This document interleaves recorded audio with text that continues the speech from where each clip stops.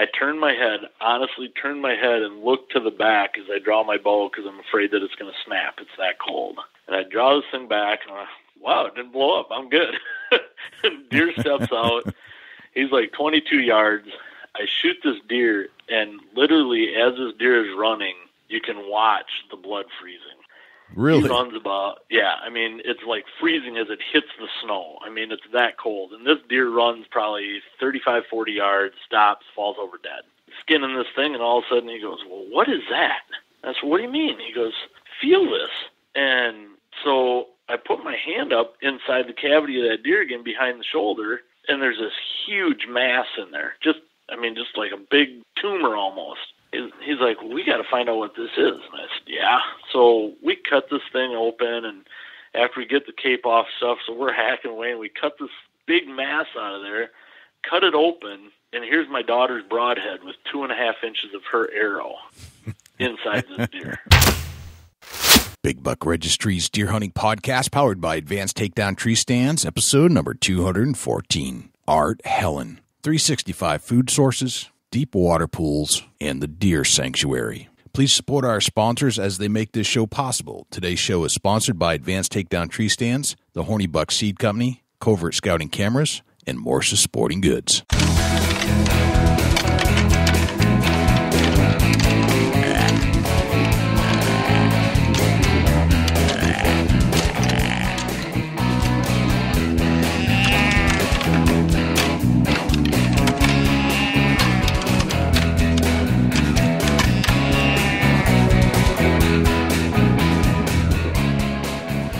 Big Buck Registry is a virtual museum of hunting stories. We preserve a piece of Americana by interviewing and recording hunters about their hunts and experiences from across the country. And who knows, maybe we'll learn a thing or two along the way that'll help us take our hunt to the next level. Hi, my name is Joe Donito. I'm one of the Adirondack trackers at adktrackers.com, and you're about to listen to my favorite podcast, Big Buck Registry. This is John Eberhardt. I've been hunting out of a saddle since 1981. I'm about to listen to my favorite podcast, Big Buck Registry's Deer Hunting Podcast. Hey everybody, this is Mia Anstein of Mac Outdoors. You are about to push play on one of my favorite podcasts, Big Buck Registry. Welcome, fellow predators and carnivores. My name is Jay. And for Jim Keller and Dusty Phillips, welcome to another episode of the Big Buck Registry's Deer Hunting Podcast. If you're interested in this podcast or other podcasts, we could really use your help. If you're an iPhone user and you're a podcast listener and you're a deer hunter and you like this show, if you would, even if you don't use the podcast app, but you use something else like Stitcher or Blueberry or TuneIn, or you go to YouTube and watch our shows over there, would you please do something for us? Go to the podcast app and do a search for Big Buck Registry, and then hit subscribe once it comes up. And I understand iTunes does not make this easy, but leave us a review about this show. If you're a first-time user or a long-time user and you haven't done it yet, please go over there, give us a review, hopefully a 5-star. But if it's not, that's okay. We need the feedback, and it certainly helps our visibility in the iTunes charts if you do that. So if you could, please support this show by doing that. That'd be greatly appreciated. We're also running the harness program. There are 3 ways to help out in the harness program. Number 1, if you need a harness, shoot us an email. Number 2, if you have harnesses to donate, shoot us an email. Or number 3, if you don't need a harness and you don't have a harness to donate, but you want to participate in this cause where we put harnesses in the hands of the hunters that need them, you can go to bigbuckregistry.com/harness and you can donate. A little bit goes a long way. And the reason we're raising money is that we need a budget to mail these things out as they arrive. So if you could, again, bigbuckregistry.com/harness, and you can support that cause by visiting that website and donating whatever you feel you can. We're going to turn to our interview with Art Helin in just a moment. But before we do, let's turn to Jim Keller with the Deer News. For the Big Buck Registry, this is Jim Keller with the Deer News. What you should know about EHD and how it affects deer. This story was originally featured on the deeranddeerhunting.com website and was written by Alan Clemens. What do you know about epizootic hemorrhage disease? It's one of several diseases that hunters hear about but often don't know much about. Here's a description of EHD from the Michigan DNR. Epizootic hemorrhagic disease is an acute, infectious, often fatal viral disease of some wild ruminants. This malady, characterized by extensive hemorrhage has been responsible for significant epizootics in deer in the northern United States and southern Canada. And just a note, I looked up what epizootic means. It means an epidemic among animals of a single kind within a particular region. A similar hemorrhagic disease called blue tongue also occurs throughout the U.S. and Canada. The two diseases are antigenetically different. EHD is starting to hit in several states pretty hard, including eastern Tennessee and eastern Kentucky. Wildlife officials in other states are on the lookout as the usual 5 to 6 year cycle of midges combined with weather patterns of drought and or heavy rain seem to be in play this summer. The disease is contracted almost always around water sources by biting midges, and then infected deer usually return to or find a water source as the disease and dehydration sets in. The Michigan DNR has a good video clip about EHD hosted by Tim Hart and pathologist Tom Cooley. Solid info like this can help you know more about the disease. DNR seeks input on January deer hunt. This story was originally featured on the Post Bulletin website. The Minnesota Department of Natural Resources is seeking input on a proposed late-season antlerless-only deer hunt in southeastern Minnesota. The DNR will host 2 public input meetings about the proposed hunt, potential dates, bag limits, and other restrictions. The first meeting will be held from 7 to 8:30 p.m. Wednesday in the Houston Elementary School Gymnasium at 310 South Sherman Street in Houston. The second meeting will be 7 to 8:30 p.m. Thursday in the DNR Central Office Lobby, 500 Lafayette Road in St. Paul. Online input will be taken from August 28th through September 11th. The late-season antlerless-only hunt is proposed for January 6th to January 14th, concurrent with a late chronic wasting disease hunt in deer permit area number 603. The deer permit areas that are proposed to be included are 346, 348, and 349 in the far southeastern corner of the state. Populations in the 3 permit areas have been over the population goal set in 2014 for multiple seasons. This proposed additional late antlerless-only season hunt would facilitate moving populations toward established goals and provide additional hunting opportunities. DNR officials want to know how people feel about some of the specifics of the proposed hunt, including hunt dates, whether the hunt be limited to private land only, whether a bag limit of 5 deer is appropriate, and whether the hunt occur at all. Moose hunting in 2 North Dakota wild refuges would be a first.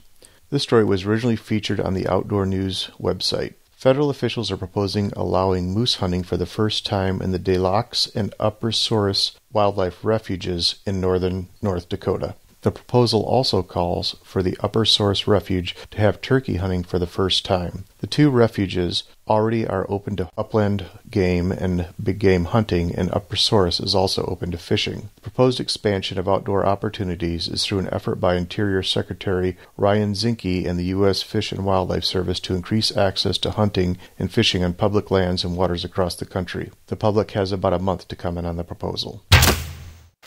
Tiffany Lakosky opens up about her battle with cancer. This story was originally featured on the Wide Open Spaces website and was posted by Reed Vanderveen. It was shortly after delivering their second child that Tiffany Lakosky got some unwelcome news. She had been diagnosed with carcinosarcoma, a rare but treatable form of uterine cancer. Hosts of the popular hunting show Crush with Lee and Tiffany, the Lakoskys approach cancer in much the same way they do with their hunting: patience, hard work, and humility. What may be the most interesting portion of the story, however, was Lee's response to the news. Upon receiving the news, Tiffany writes in a recent Instagram post, "Lee said to me, 'Tiffany, are you a caribou or an elk?' After receiving a puzzled look, Lee continued, 'You can hit a caribou in the leg, and he will lay down with no will to live, or you can hit an elk perfectly behind the shoulder and double lung him, and he will run for miles. They are a strong animal with an amazing will to live. So which are you, a caribou or an elk?'"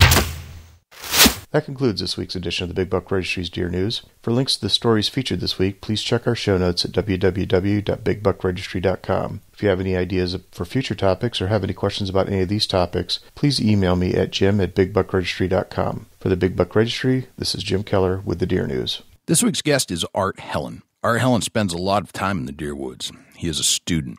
Art says that it's not unusual for him to spend 150 days a year in the field, guiding, scouting, hunting, but most of all, learning. You'll often find Art delivering seminars for many different aspects of deer hunting, where he shares stories that he draws from his own experiences, both successes and failures. Art uses lots of today's technology, including online topographical and aerial maps and game cameras. He loves a good food plot, timberland management, pond projects, and smart foresters. Art conducts his own deer habitat consultations and will share his knowledge with any hunter that will listen. So without further ado, here is Art Helin. Art Helin, welcome to the Big Buck Registry's Deer Hunting Podcast. How are you, my friend? I'm good. How are you, Jay? I'm doing good. Where are you at right now? Sitting in my office in Dodgeville, Wisconsin. Dodgeville, Wisconsin. What's going on in Dodgeville these days? Oh, not a lot. It's for August, it's actually kind of nice. The weather is quite cool and not humid, which is odd for around here at this time of year, but not a lot. Just getting, we're counting down the days until deer season starts, which will be mid-September this year for bow season, and so just trying to get some things ready around here for deer season, and I've got some photo work and a trip I'm taking with my wife here in a couple weeks, and so got to try to get a few things ready for that. Other than that, it's just work. That's all that's happening in Dodgeville. Gotcha. All right. Isn't it funny how we as hunters count down the days to opening day of deer season? Yeah, you know what? I don't know, however, though, that deer season, if you're, into management and into, land management like I am, that if it ever ends, it's a 365-day thing, but as far as counting to opening day, yeah, as soon as that day closes, we know exactly, we're already looking at regs for the following year and what states open where and when and what day and start making plans, the day that season ends. Here it's usually the first part of January, and then it's all of a sudden, okay, now let's get through this, and then deer season starts again here in September. So what do we got to do? Right. And, right. It's, I don't know, I guess we're a whole different breed, as they would say. Right. I completely agree with you. The conceptual part of hunting, the scouting, the preparation, the thoughts, they never stop. It's all year long. It's only that part where they give you permission to go hunt the species in which you are hoping to encounter. That's the countdown, right? Right. And it's, like I said, it's amazing anymore because there's so many states that start at different times. You get into, the southern states or some of the western states, and, they're going to start here at the end of the month here already, or even before the end of the month. And then, yeah. If you're into the southwest, into the Coos deer and some of those, they've already started or starting next week already. So, right. Elk season starts. So, yeah, it's different, but whitetails, that is the most sought after big game animal. And that countdown seems to be the countdown for, the majority of people, that when it closes, we already know. And, you'll start seeing the memes already out there on, different social media sites and stuff the day after. Don't feel so bad, hunting just closed, only 196 days till opening. Yeah, so, true hunters never stop thinking about it, really. That's true. That is true. Right. So, All right, tell us about yourself. Where are you from? Where did you grow up? And what was life like for you as a child? Well, I grew up here in Dodgeville. Okay. And, things were good. My mom worked at a company here called Land's End, which is still around, big clothing company. Sure, yeah, huge clothing company. Yep. Yes. And my dad was self-employed in real estate and real estate appraisals. Yeah. So as I grew up, I was really into sports and as a young kid, but I really liked the outdoors. And my dad, he didn't do a lot of hunting. He hunted some, but he really wasn't into it like I am. And so my grandmother saw this passion in me, and so she would pick me up. I grew up going to a Catholic school, and so she would pick me up if I didn't have sports or something and take me out to, we have a park, Governor Dodge State Park. It's a 5,000-acre plus state park here, right outside town. Beautiful rolling hills filled with wildlife. And she would take me out there, and she would park her car and read a book, and let me go down, towards the beach or the lake or wherever and watch birds or watch deer, or, she would just drive me all over the countryside and saw that passion. And so she wanted me to enjoy the outdoors. And she was never really a hunter. My grandma wasn't, or my grandfather, but she knew that's what I wanted to do, so she was not going to discourage me and help me get into that. And she actually bought me my first camera, 35 millimeter camera, when I was 10 years old to start taking pictures of these animals and do different things with that. And from there, it just kind of grew. And so my dad got into hunting a little more as he saw my passion. Well, back then it was 12 years old before you could hunt here in the state of Wisconsin. And so once I turned 12, I'd taken hunter safety, and my dad started, getting me to hunt. Actually, when I was 11 years old, we started going to the ranges and shooting. And another friend of ours, Paul Juleson, who happened to be a Vietnam vet who was a friend of my dad's, came home from Vietnam on the day that I was born. And so him and I always kind of talk about that, because I don't know if that's what the bond was, because he got home and, found out that his friend, my dad, had just had their son, which would have been me, obviously. And so that kind of hit things off, and he was really into bow hunting. And so he said, I'd love to teach Art how to bow hunt, since he didn't have any sons at that time of his own that wanted to hunt. And so he kind of took me under his wing as far as bow hunting. So I started, right away at the age of 11 years old, when he got me into it, of shooting bow. Actually, it was probably when I was 10, started to shoot bow before rifles. And my first bow was an old Browning Bantam. I still remember that bow because we bought it at a garage sale from the guy for like $25. And and it worked great for a few years, but it was one of those, it was all just one piece wood riser, limbs, everything was one piece, and it ended up cracking when I was 12 years old, I believe it was. And then, then we started moving up the chain as far as technology and stuff over the years. And so that kind of drove my passion into that. And I really got into bow hunting and gun hunting. Well, then I was also, because of my sports and, high school, I hunted as much as I possibly could. But, I enjoyed the football too, and was into powerlifting and different things. So then when I went into college, I went to college to play football, went in for advertisement marketing and then business management with a minor in art and photography. Wow. So, okay. Yeah. And so, I kind of split the art because I like the arts end of it, but I think a lot of that was driven due to the photography work, and, they play hand in hand. And so it was neat to see how they actually did that. And so anyway, I went in and wanted to, play football while I was there. So I played football at University of Wisconsin, River Falls. And then after I got out of school, then I just kind of really got back into hunting and did a lot of tournament shooting, and was picked up at that time by a bow company. And from there, it just kind of snowballed. Then it started dealing more with some of the hunting companies, and just slowly turned it into a business due to the passion of hunting and photography and just the outdoors in general. And then we worked with my wife and I, actually, one day on a plane. I was heading out to do seminars in Michigan on deer vocalizations, and Ralph Cianciarulo was sitting on the plane next to me. And this is, you got to remember, before Ralph Cianciarulo was Ralph Cianciarulo. He was, kind of in the same boat. He didn't have a TV show yet or anything else. Well, him and I started talking on the plane back and forth. He was actually going to the same cabell as I was to do seminars on elk hunting. And so Ralph and I talked, and this would have been in 1998.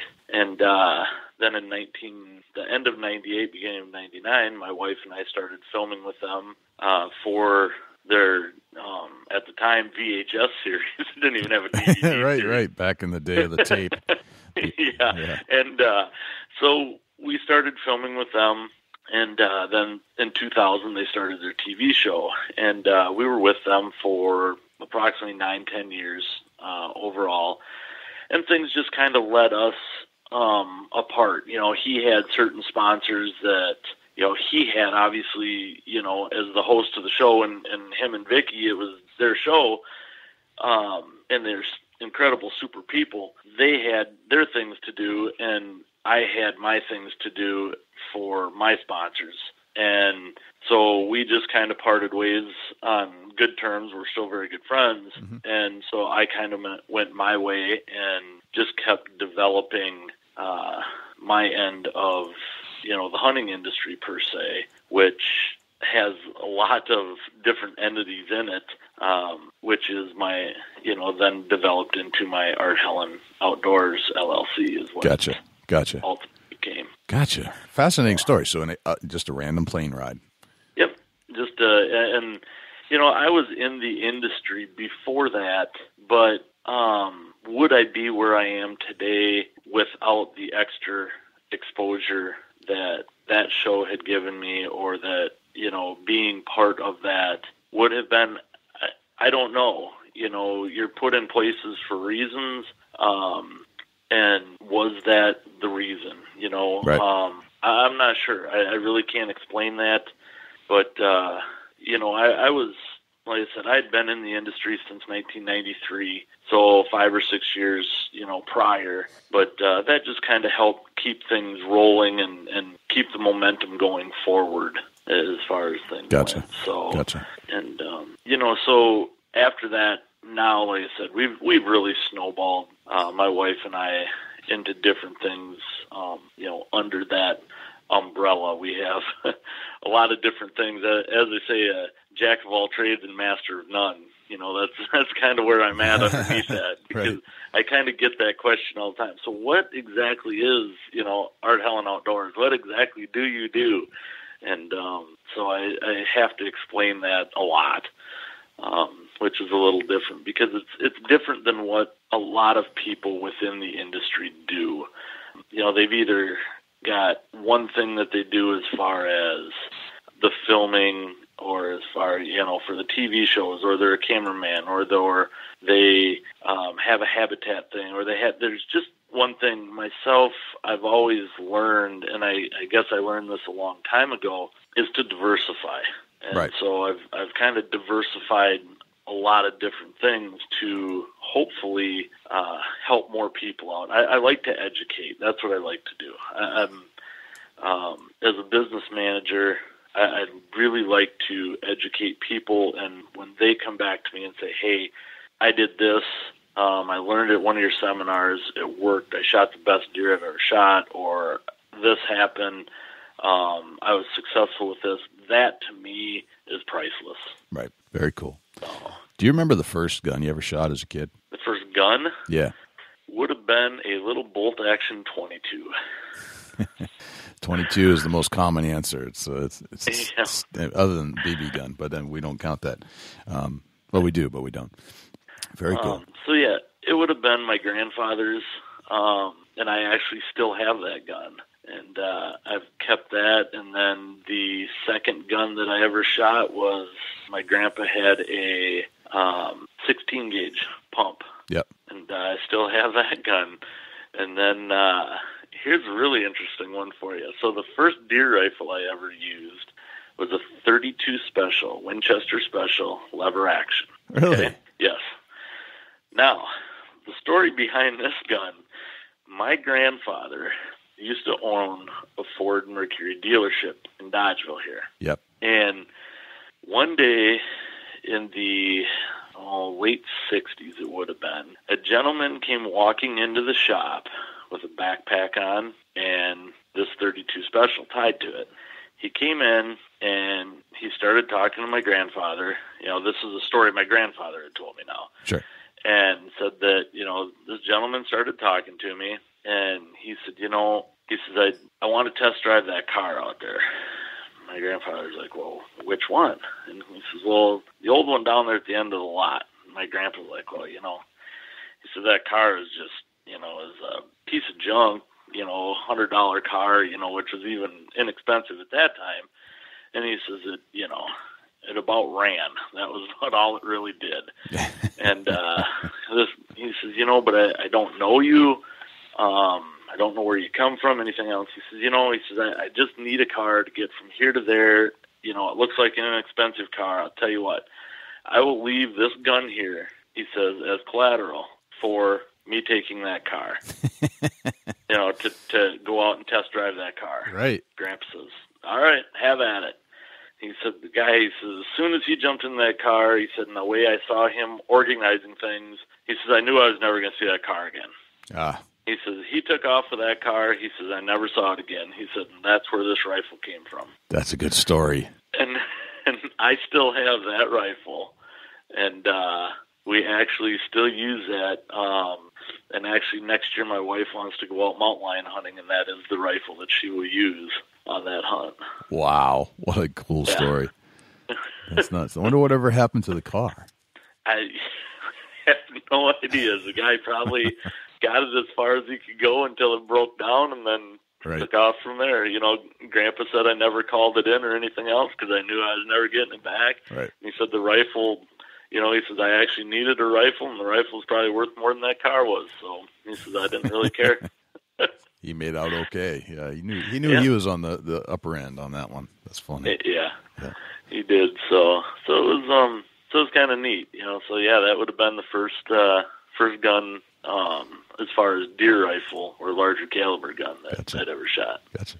Let's talk a little bit about your habitat consultation work that you do, Art. It's kind of a interesting concept. Not a lot of guys do it, and it's something that I think is very sought after. Like, people are looking for information on this kind of thing, and to know that you do it professionally is kind of interesting. Yeah, and it's something that is growing, and more people as they're getting more into mature deer.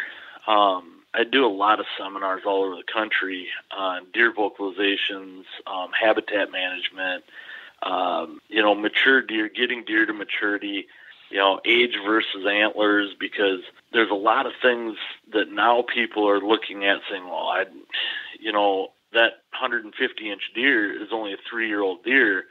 He's got potential to be a giant, but that 6-year-old's only a 140-inch deer. Let's shoot that 140-inch deer and let that 150-inch deer walk, which is tough to do, but, that is the new trend. That is what I'm seeing out there as far as people, and so they're wanting to know, how do we keep these deer on our property? How do we, keep these mature deer from running off and getting shot, or these 3-year-olds?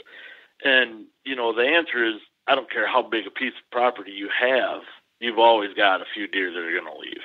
It's just going to happen. Right. If somebody tells you it's not, well, then you've got a high fence, because it's in their DNA. Deer have to go and they have to check things out.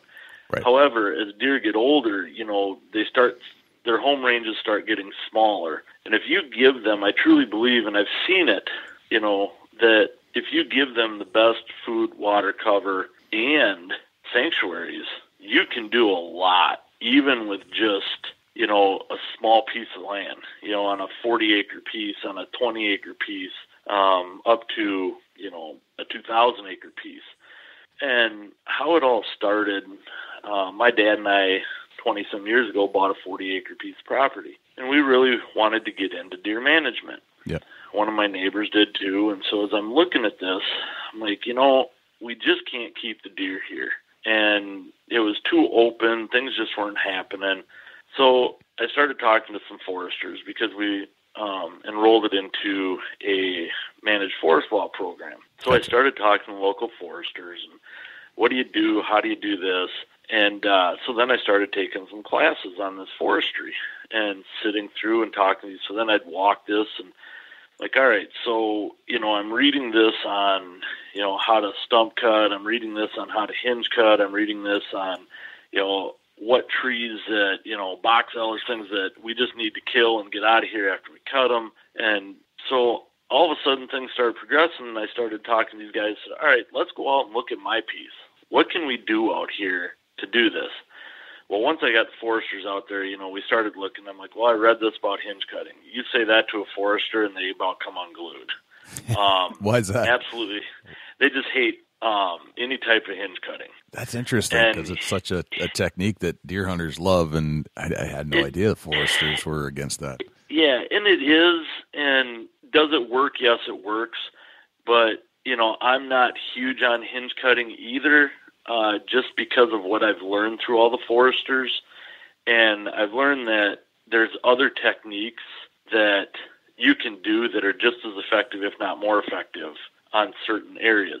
Hinge cutting, if you have a mix, can be great because hinge cutting truly is really good to direct deer, to make deer go in certain ways, where I can get just as good of bedding areas or better bedding by stump cutting certain trees and killing off certain trees than I can by hinge cutting, especially in the northern areas, because once that snow gets in there, you want that tree hinge cut to live for a few years. Well, what happens is that snow gets in there, it starts busting up that tree, it breaks. Well, in the meantime, for the couple years that it lived, the sunlight didn't get down underneath those leaves, so that stuff's dead. So once those trees finally drop, now it takes longer for new regeneration in that area. And so all you've got is kind of a lot of brush piles, but they're good for rabbits because there's nothing green in there for things to hide in. Gotcha. But again, to use that in certain areas, it works great. So as I worked with all these foresters and started looking at that, we implemented, both things on our property, and I started watching this and started learning that, okay, we need to do this in phases, because if we do it all at once, everything comes back at the same time. So if we want to create certain bedding areas here so we can hunt, the wind right for that bedding area, we can't do the whole property. We have to create that bedding area and then figure out, okay, this is where, maybe there's a food source there. So now we have to create a bedding area off that food source. Now we can figure out where our stands are going to go, and then we can go in there and develop water sources. And so as I start looking at this plan, then I start looking, okay, now who knows what about water? So I started working with aquatic biologists because I'm like, okay, I have kiddie pools out, I have different, little pools out, and they work great for the first 2 years, and all of a sudden images on trail cameras start dwindling. I'm like, what is going on here? So I start talking to these biologists.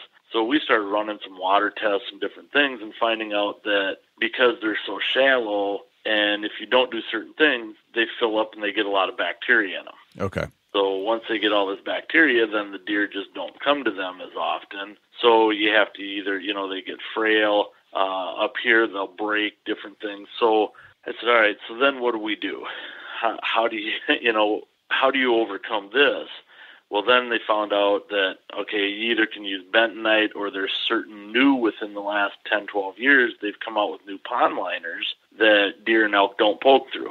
And as you get these, they aren't rubber. It's a different type of material. Then you put a mat on top of that, which holds the dirt in place, because then you'll put dirt on top of those, just like in bentonite. Yep. And that will actually seal that and hold it. But it will also hold in those natural minerals that are in water. But if you make that over 3.5 feet deep, 3.5 feet deep and deeper, which for most of the wildlife ponds, I have 3.5 to 4.5 feet deep. Okay. The reason is you need that, especially up north here, to hit a certain degree. When that bottom of that pond hits 39 degrees, it turns over just like a lake. Really? Fascinating. Yeah. And So that's 3.5 feet deep. Right. It's got to be over 3.5 feet deep. Okay. And so to get the difference in surface temperature to bottom temperature. Right. And so in the spring, when it hits that, it's just like a lake. So if you're a big fisherman, people are like, oh, the lake's turning over. You get all that Sure. green slime on top. That's what happens. That water mixes, and the bottom of the lake is at that 39 degrees and starts warming past that 39 degrees. Once it warms past that 39 degrees, it starts pulling all that off the bottom and turning it over to the top. And so when it does that, it pulls all those natural minerals out of the soil, all the plant proteins that have sat in the bottom all winter, and turns that over to the top. And that's what gives that green, slimy whatever on top for like a month. Gotcha. And if you look at your photos, that's when you see a lot of deer in there. You see it because, and I don't know, and I've asked the biologists, and a lot of them don't know. And I don't know, it's just a theory that everybody has, is that if you look at the timing of that, The timing is when the turkeys have their poults, it's when the fawns are born, and it's when your bucks are starting to develop antlers. So that's when they need all that extra protein and mineral. And so is that Mother Nature's way of pulling that off the bottom and bringing that to them for easier access?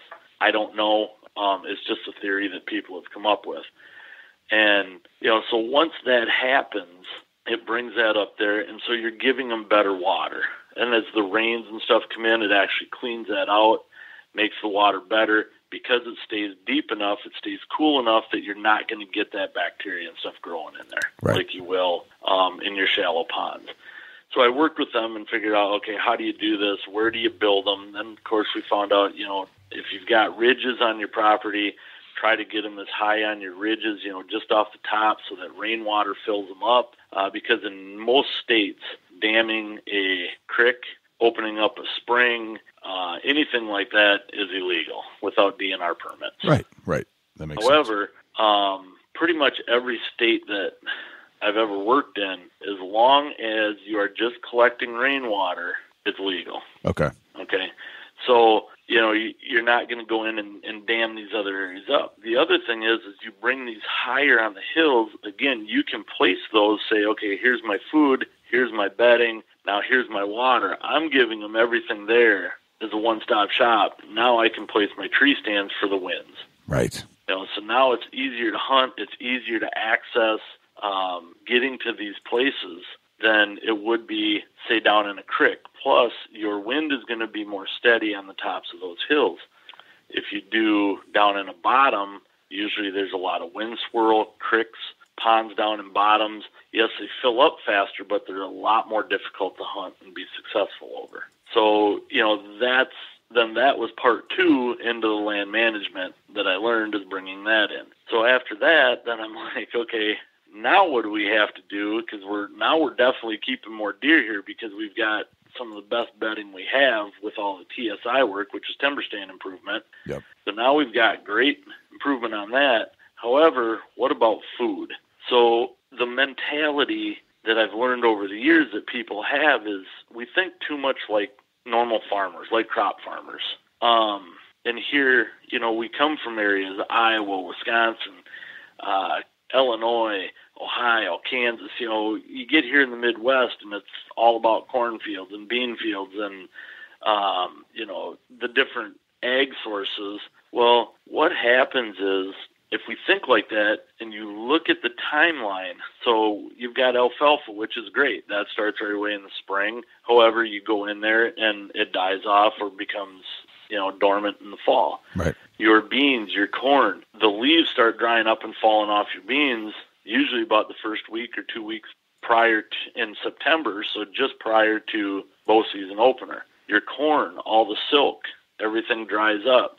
Your corn leaves the milky stage, starts getting hard. So all of a sudden that happens within just before bow season opens up in most states. So now all of a sudden you've had great food source up until then. Now what do you have? You have to wait again until December for them to be back in there for food sources. So I started looking at things different and talking to some different agronomists and started working with a gentleman out of Madison here. And I started saying, well, I want to figure out how to do 365-day food plots. I said, I want those deer so now if I give them everything, they can't leave. Right. Are they still going to? Yes, like I said, there's always a few, but the majority I want to stay. So I started looking at it saying, all right, what right away in the spring? He's like, well, you got clovers, you have alfalfas, you have chicories, great spring planting stuff. It's right there in the spring where you plant it. It's good for 4 or 5 years. It's always going to be ready right away in the spring. Yeah. That stays until November up here when, things start freezing and they become dormant. Down south, it's a little different story. But those plans are completely different written. I've been there. Can I do them? Yes, but I usually leave those areas for people in the same business down there because they know that. I do a lot of stuff in the Midwest. And so then, we looked at it and I said, now what?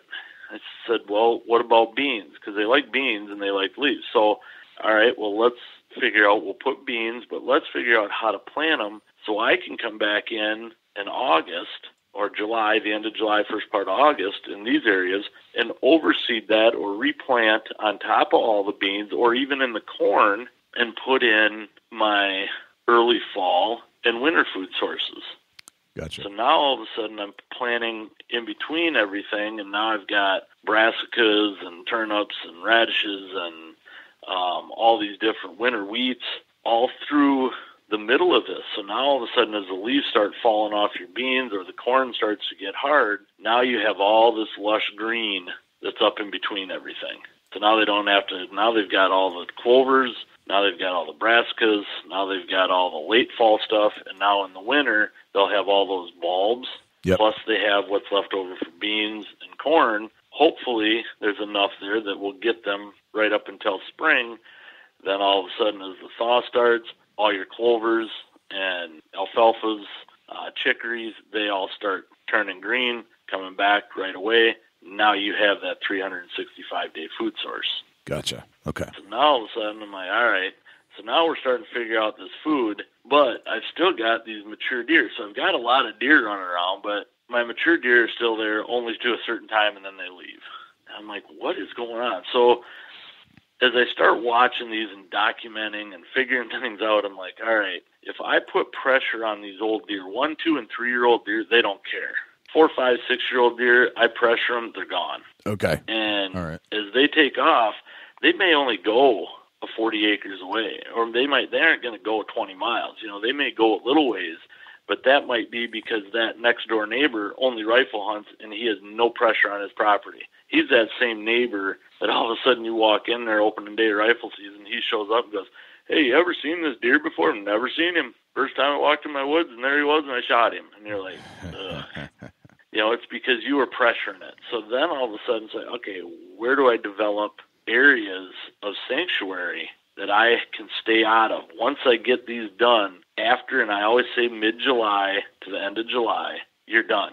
Don't go in there anymore, because that's when your bucks, all your mature bucks and your bucks are starting to slowly break out of their bachelor groups. Yep. And those older deer are trying to figure out where their home ranges are. If you're in their home range pushing them, they're going to find that security. And so, you know, as they do that, you have to figure out where you can get to on these properties. And so as a land manager, that's what I do. I come in and I look at people's properties.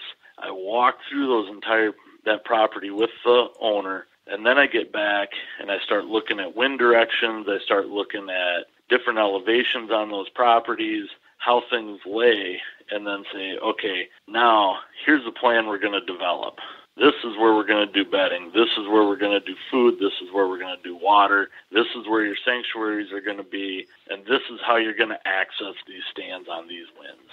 And that's what, you know, they hire us to do as a land manager, because some people just don't see it or don't have the time to do it, or just bought a new piece where, you know, myself, it took truly working with everybody, you know, 10 to 15 years before I'm like, okay, and that was going in and setting up a bunch of other people's properties that were friends and people I knew, and, you know, is it just working on mine or does it work on everybody's? So I'm taking all this knowledge from everybody, you know, the true aquatic biologists, the foresters, you know, looking at the agronomists and all these different people, putting all those pieces of the puzzle together myself, and then saying, okay, yeah, this is working on mine, there's everything else. So then about 6 years ago, I had enough behind me saying, yeah, this is truly working, so I'm going to start a business doing this. And that's when I started doing that. You know, so it took me 15 to 18 years of doing research and making sure everything was actually working before I actually said, yeah, let's do this and make this part of, you know, the Art Helin Outdoors LLC as far as consultation work. So, yeah. What did you do? Let's kind of go back just a sec on the canopy and the tree management. What did you do there as far as, and I don't know what your property was like when you first got there, how much thought goes into that? before you get to the food stuff? There's quite a bit, actually. When you walk through, because you want to make sure that you're not taking out the wrong trees, or that, when you walk through a piece of property, you have to look at it and say, man, there's no undergrowth here, but there's certain areas where those deer like that in the summer because it's cooler in those areas. There's not so much brush around them. So they have to have some of that too. There has to be a mix. We also started implementing, 2 years ago, I started working with a lot of guys that do prescribed burns. Yep. And so we're just starting to implement all that to open some areas, get some more natural vegetation and things in certain areas of properties. But, the trees, so all depends on where you're at in the country and what types of trees you have. Because, here we have a lot of white oaks, red oaks.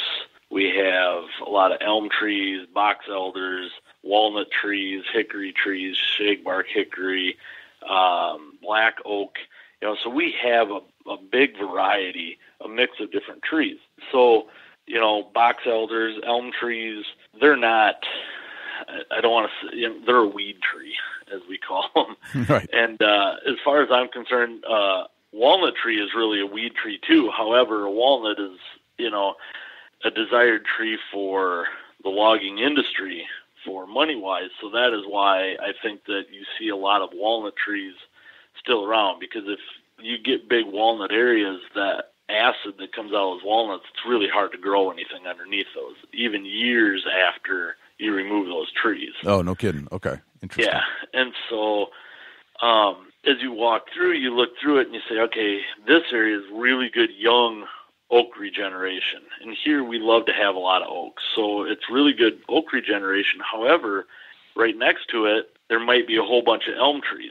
Well, elm is a very dense wood and very heavy. And so I don't want to go in there, and this is where all of a sudden you start looking at things and go, okay, how do you want to develop this? Because you should really then start girdling all these elm trees, which girdle, you just go, you make two cuts, about a foot to a foot and a half off the ground, about 6 inches apart, and you go about 2 inches to 3 inches into the tree all the way around, and it cuts that, and it cuts off the supply to that tree, and it ends up dying over time. Well, what happens, because it's so dense, if you cut that down and it falls the wrong way, it's going to fall on all those small oak trees and break them. Gotcha. And then you have nothing. Where when you do this with elm trees, what happens is they stay standing, they die, they still let the sunlight get to the oak regeneration with better sunlight, so it shoots those up faster. The elm tree dies, stays standing for 5 or 6 years, dries out completely, while 5 or 6 years of growth happens on that oak tree or your desired trees before that falls over.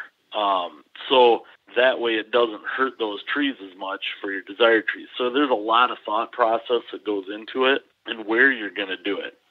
Do I need to do it on, a south-facing slope, on a north-facing? What types of bedding areas am I looking for? How young are the trees? How old are the trees? So there is a lot of process that goes into it. A lot of times I'll actually get a forester there or have them work with their local forester. And because there's so many grants and so many programs and things out there for landowners already with the local foresters. And most of them, everybody thinks, it's a forester. I don't want him on my property. Foresters, they don't really care what's on your property except for trees. They're looking up 90% of the time when they walk through your woods because right. they are, they're as passionate. True foresters are as passionate about, and not loggers. I'm not going to say anything bad about loggers because I work with a lot of loggers, and there's very good loggers out there. But foresters and loggers are two different, animals. Correct. So right. You need to find that forester because they walk through and they're looking up all the time at trees. They're as passionate about those trees as we are about big deer. Right, right.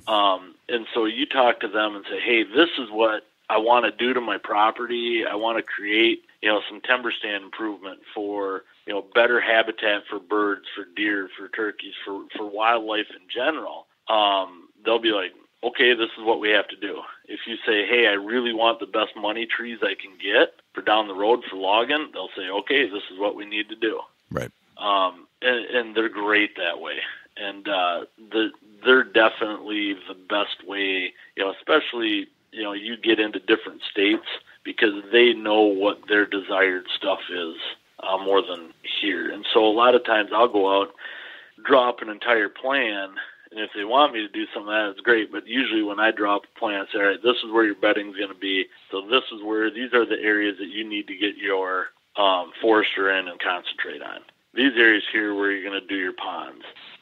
Can I dig those? Sure I can. But a lot of times the clients that I work with, they want to do 90 to 95% of the work themselves. They want to do the chainsawing. They want to build the food plots. They want to build the ponds. They just don't know where to start. And so you have to give them that direction because they want to do it so they feel that they have been the majority of growing that big deer, which they are because they're the ones doing all the work. I just gave them a direction to go in and said, this is the plan that I would follow if you truly want to keep deer here and, make your property that much better and desirable for animals. This is what you need to do. Can I do this and stay here and take 2 weeks and do all the work for you or whatever? Yeah, but it's going to cost this much. And they're like, well, I'd rather buy a chainsaw and do it myself.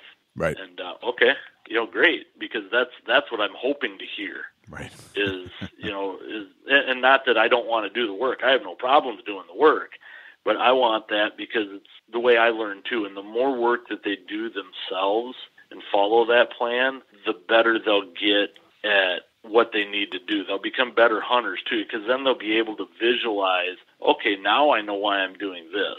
Now I know why this is here. This is how these deer are going to travel. This is what's going to happen, instead of just going out and sitting in a tree stand. Right. Now they can figure that out. And again, it's right back to educating, like my seminars and everything else. I love to educate. And so when you get out there, that's why I love to do that with those people and say, hey, you know what? I'd really like to see you do this yourself. Because not only am I educating you on this point of it, but you're going to educate yourself beyond this. Right. Gotcha. So, very cool. Yeah. So that's kind of land management and how I'm doing that kind of in a nutshell. And, okay. So that's one part of the division of the business. The other parts, I do a lot of seminar work, again, for a lot of the deer classics, for like the Kansas Big Buck Classic. I did that last year, the Iowa Deer Classic, yep. A lot of the deer and turkey expos, Michigan, Wisconsin, Illinois, Ohio. And a lot of those I'll do either management seminars or I'll get into deer vocalizations and turkey hunting stuff. There's just a lot of different things that I can cover because, again, I've been self-employed. I actually then, when I got out of college, went to work with my dad as, working in the real estate and appraisal business. Right. I still help my dad on and off with the appraisal business when things get slow in this business, which aren't very often anymore. Right.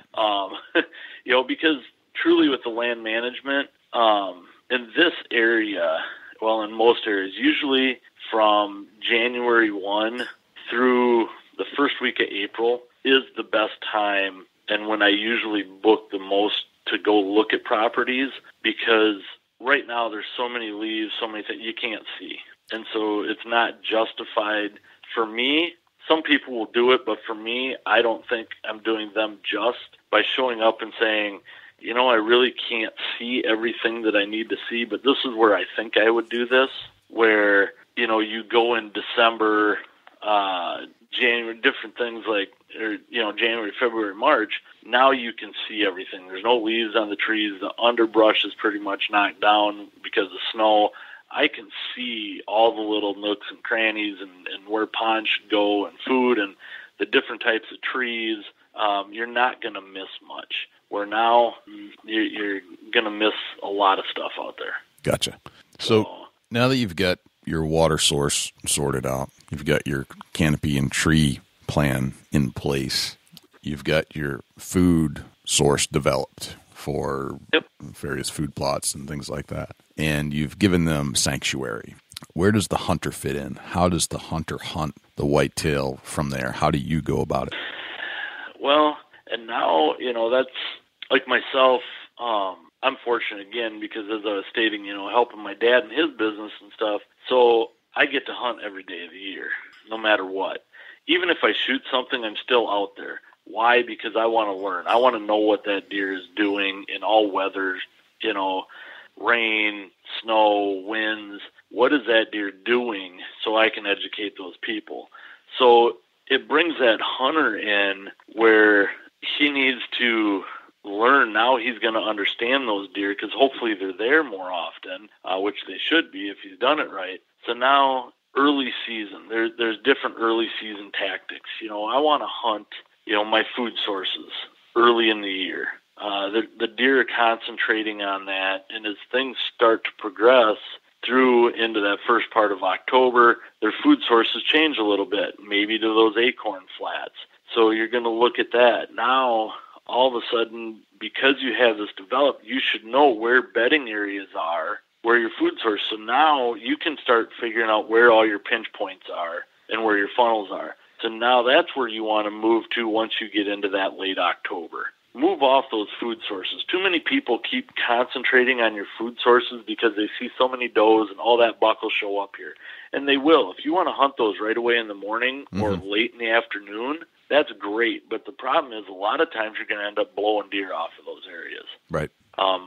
During the rut, sometimes you can get away with it. Early season, not so much. One tactic that I like to use if I'm sitting food sources early season is I will take coyote calls with me. I'll take coyote howler with me. Really? That way, as soon as it gets dark, if I have a lot of deer still sitting on that field and I'm sitting a field edge, I don't want to get out and educate those deer and blow them out of there. So I wait until it's dark. As soon as it's getting dark and all I can see is anything through my binoculars moving a little bit, then I will take that coyote howler and I'll start howling because we got a lot of coyotes around here. As soon as I see those flags go up and those deer kind of taking off, once they take off, I'll drop to the base of my tree. I'll get everything out, drop to the base of my tree. I'll coyote call again, and then that's when I sneak out in my exit route. That way, if they see me or hear me, they just think it's a coyote. Gotcha. And I've watched my cameras many times where all of a sudden 10, 15 minutes after I'm gone, those deer are right back on the field. Gotcha. And because I don't want them to educate them that it's me climbing out of a tree or walking across the edge of the field or, something like that. So that's one tactic early in the season that I'll use. But getting back to, the rest of the season, then that October, November, I'm really going to get into those funnel areas and watch those deer, especially during midday, because those bucks, what they're going to do is now they're not going to sit down a whole lot, unless they're locked on a doe, which they shouldn't be for another 2-3 weeks, get into that second week in November, the end of the first week, and then they'll start locking up with these does. But the prior 2 weeks, from the 25th of October until that first part of November, hunt those food sources early and late, and then if you hunt all day, move into those funnel stands, into the woods, because those deer, especially now that you know where your bedding areas are going to be or your water sources, and those deer are going to move, those bucks are going to move and check those water sources and check those bedding areas and go on the downwind sides so they can smell and see if anything's bedded in there. If anything's in heat and bedded, so then they can go in there. So I always set up on a food source. I've always got 2 or 3 different stands because of winds. Funnels, I've always got 2 or 3 different stands because of winds. If winds are one way, I want to hunt one side of it. If they're the other, a different side. I have ingress and egress routes to every one of them that's different depending on the wind, because I know where wind is that these deer should be bedded in this area or they should be bedded in this area. So I can't walk past that to get to here or I'm going to blow all those deer out. So I have to figure out a different ingress-egress route from point A to point B to get around those deer. Whether it takes a little longer, it takes a little longer, but I don't want to educate those deer. And that's part of developing that whole plan. Gotcha. So you can do that. And so then once you're in there, well, now, what I call early season, I'll get in and I'll start doing some calling right away, for the first week or two of season, social grunts and, just light sparring rattling. Because a lot of the young deer are trying to figure out who's who on the schoolyard. It's first year with antlers. And so they're out there. It's just like your freshman year in high school. You know, you come walking in and you got to look at another freshman and go, you know what? I think I can take that guy. I'm bigger than you. And, you know, I'm going to be the new kid on this schoolyard. And then all of a sudden the senior walks in and he doesn't do anything but walk up to you and kind of give you that look. And you're like, oh, yeah, okay, I understand. I'm just a freshman. You know, it's no different with those deer. When those mature deer hear that real light sparring or those social grunts, it's more of a they just want to come in and check it out. It's a social thing. Right. It's I'm going to come in and see who you are. I'm just going to display my antlers, maybe puff up, walk sideways a little bit, and show you who's boss. And so that technique works pretty well early seasons. And then you get into the rut. Well, like I said, you get into that October 25th, and tactics then completely change. Now you can get into long, drawn-out buck fights, tending grunts, estrus bleats, snort wheezes, which I truly believe that if you do the snort wheeze, it's the only call that I won't do as a blind call. What I mean by that is if I don't see a deer, I won't do a snort wheeze. And the reason is okay. It's a dominant call. And if I do that as a dominant buck and I have a 2-year-old deer there or a 1-year-old deer, I'm going to watch that thing get turned inside out. And he's going to take off and what else is that deer going to spook when it takes off? Right. Where if I see that deer, and plus if you do that, those bigger deer, the mature deer, try to get downwind of you. How many of those sneak behind you and you don't even know they're there because they smell you first? Right. And they sneak off. This way, if I see that deer, then I can snort wheeze at him and in a direction to make him or try to force him to go on the upwind side of you. Gotcha. So, you know, will I rattle and grunt? Yes, I will, because usually they'll all come running to that. Sometimes, you know, especially those older deer, they'll kind of sit out there and stage a little bit and try to figure things out first. That's when you hit them with that snort wheeze. Gotcha. That makes sense. That makes a lot of sense. So that is really good during that time frame. And then you get into, you know, that second week in November, depending on where you're at, and you start getting into that lockdown phase. A lot of times those dominance calls, you're done. They aren't going to work anymore. Why would you, you know, Mother Nature is telling them, you know, we're running out of time. And this, you know, as far as the rut goes, and that always kind of cracks me up every year because, you know, I hear that you get the second week of October, you have a big cold front come through, you know, you see a 1-year-old deer running through the doe or running through a field with a couple of does, and your buddy always sends you a text. Dude, rut's early this year. Man, they're starting. I always send back, no, it's not. Right. The rut is always triggered by the day, you know, length of daylight in a 24-hour time frame. Right. And so many people don't believe or don't know, I shouldn't say don't believe, they don't understand that or know that. They think that it's, you know, completely off the moon phase. It's completely off. What the moon phase does is it changes how those deer move throughout that time frame when those days begin to get shorter and shorter. That's what triggers that. That triggers her to come into estrus. That triggers the rut into that buck. And then the moon phase is when that deer is most likely going to move during daylight. The cooler the weather, the more they're going to move during daylight. That's what the weather and the moon has to do with that. However, you know, as far as the rut goes, it's always going to start real similar to the same time. The moon phase will just give you better days to hunt throughout that time frame. So you get into and you get past that, and now you get into their lockdown stages. The dominance, because that is starting to get so short, is they're saying, hey, I'm running out of time here. I don't really want to fight that guy. We already know who's the dominant buck in this area. So What do? Now I work on the jealousy factor. So now if I see that buck and I see him chasing a doe and running her, obviously she's not ready yet. Or she would have already given in if she's not, you know, if I've been watching him for 25 minutes chasing. So I will try to do my estrus bleats with tending grunts. Okay. And try to push that button. Try to get that jealousy button where he's like, whoa, wait a minute here. You know, I've established that I'm the dominant deer in this area. So who's over here playing with my does? So hopefully you hit that button right and you make him jealous enough that he peels off her long enough to come over and check out and see who you are. So you've got about a week time frame in there that seems to work really, really well. Gotcha. Okay. Then you're going to get back into, then you get into rifle seasons all over the country where if you don't have a lot of pressure, you can still use some of those tactics as far as the jealousy and stuff goes. But once those gunshots start going off, man, a lot of those big deer, they just kind of disappear and hide. And so then you've got to wait until late season.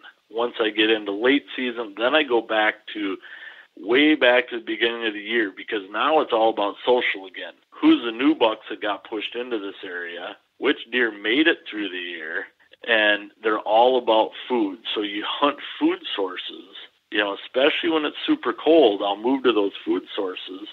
And that's when I like to use decoys. Early season, during the rut, decoys are a blast. You can either love them or you can hate them. Because if you've got one up, sometimes you'll have that small little buck come in and he'll knock it over. Or, I've seen 1-year-olds and 2-year-olds when I've had does out there as a doe decoy, try to breed it and knock it over. Then you've got to climb down, you're spreading more scent, trying to put it up, different things like that. Where late season, they don't really come in to run it off. It's just more of a social thing where they feel more comfortable seeing deer out there during daylight. And if that deer is being vocal to them, that older, mature deer is going to say, okay, now I feel comfortable. There's something out here already. They're going to come out and join it. And then that's when I go back to the light sparring, and I'll go back to, your social grunts, your doe grunts, different calls like that once you get into that late season time frame. Gotcha. Okay. So, how do you treat scent control? Well, I number one, I always try to play the wind. Okay. There's a million things out there that help. Is there something that is absolutely the best out there that's going to say, it takes 100% of my scent away? I don't believe that, but do I believe that there's a lot of things that truly help contain your scent and make it so you are a lot less detectable to get those deer to walk through your scent streams? Yes, but it all begins early. I will start here within the next couple weeks and I don't have a whole lot of hair. I'm pretty much going bald, but all right. They say that, all the studies that I've seen over the years, it takes 2 to 3 weeks to get scent out of your hair. Okay. So these guys that are going in and just using scent shampoo for one day and say, yeah, I'm good, and they go out hunting. If they've been using some type of fragrance shampoo, it's still going to be in there. 2 to 3 weeks. Okay. Yep. Interesting. So I always have not heard start that yet. Early. Okay. Yep. So I always start early, and I will start using that. And my wife hates deer season because she's a big hunter and loves to hunt with me. But trying to find really good shampoos for women with conditioners and stuff is difficult. Right. For me, because I don't have a lot of hair, I don't care. I'm like, whatever. I just put it on my head and away we go. But, we start 2 to 3 weeks before season starts, and it's a ritual. I mean, you shower with scent-free soaps, scent-free shampoos. Your clothes are washed and scent-free. They're put in scent-free boxes. So when I get done, and it's time for season, I will shower. I will get in the truck with, short something that does not stink. I have other clothes, blue jeans and other clothes that are washed and scent-free without regular detergents and soaps that are put in a whole nother box. That's what I wear when I'm in a truck. And then once I get to where I'm going, then I'll pretty much strip down my underwear and I will spray myself down with no scent sprays. Yep. And then I will put on my clothes over the top of that are scent-free. And I always carry in, I'll put on scent-free deodorant. I'll carry in a bottle of spray, and then I'll spray myself again once I get up into that tree. And make sure my bow is sprayed, make sure my arrows are sprayed, make sure, everything is sprayed because you've been touching that all summer. Yep. It's been laying next to the dog kennel. There's, so I'm very scent cautious. I still play the wind, however, because I think you have to. But, Have I had deer walk straight downwind of me? Yes. But that's because, it's a ritual, taking care of it. It's no different than my trail cameras. Trail cameras, I hear it all the time, and I do a lot of trail camera seminars, is people are always saying, I get one picture of a big deer and then it's gone. I never see it again. Or, they're seeing my flash. They're seeing the IR. They're seeing that every single time I hear something new. Every new camera comes out, there's something new. Right. And I'm like, guys, no. If the flash is scaring a deer, then the next time there's a thunder and lightning storm and that lightning starts flashing, everybody take cover because the deer are going to go crazy running through houses, in front of cars, everything else. Okay, so no, I don't truly believe that. That does not happen. I've run too many studies on them and watched too many of them to see what happens. I mean, I run 50, 60, 70 plus cameras a year on different leases all over the country. Mm-hmm. And then it was the IR. They're seeing the IR. They're seeing what I've found in all the studies, different things I've done, is I look at it, and it's no different than you and me. If you walked out and your wife came home and put something new on the kitchen table, you walked in there tonight, and you saw that, you'd be like, wonder what that, Sure. Wonder what that is over there.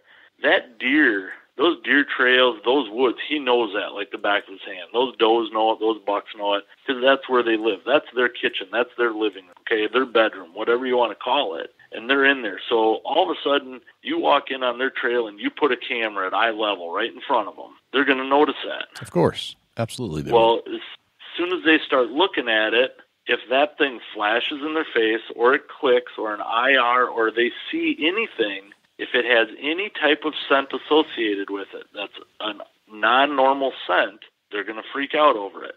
So I truly believe that most of it is our scent that we need to get rid of.